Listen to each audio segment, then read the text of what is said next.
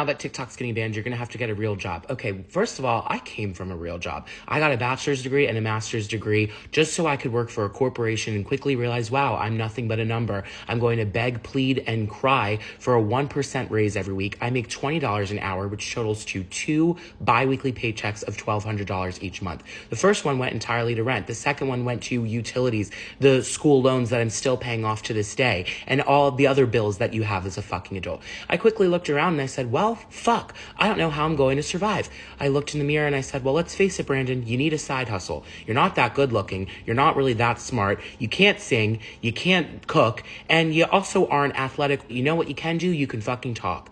So that's what I did. I downloaded this app because I heard people were making money off of it. And I said, how the fuck can people monetize off of a clock app?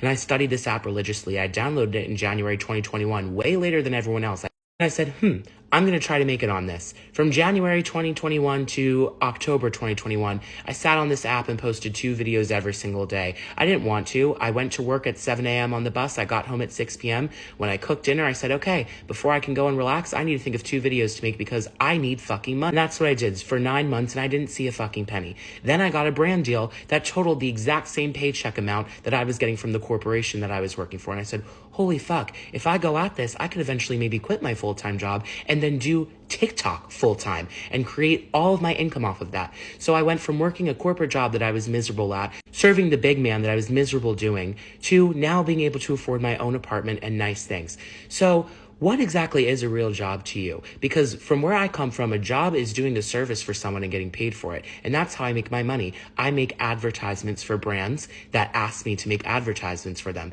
I'm doing a brand a service when I post for them on my page. That is a job, okay? The same way that a realtor doesn't make money if they don't sell a house is the same way I don't make money if I don't land a brand deal.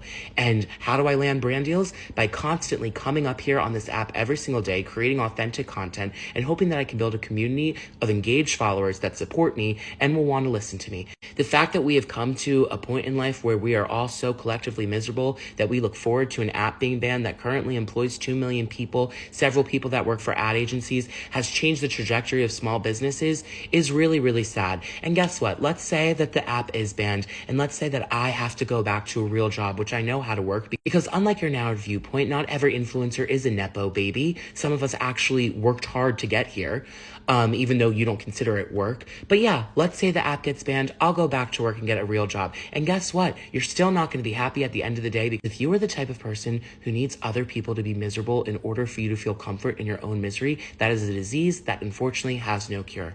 Thank you.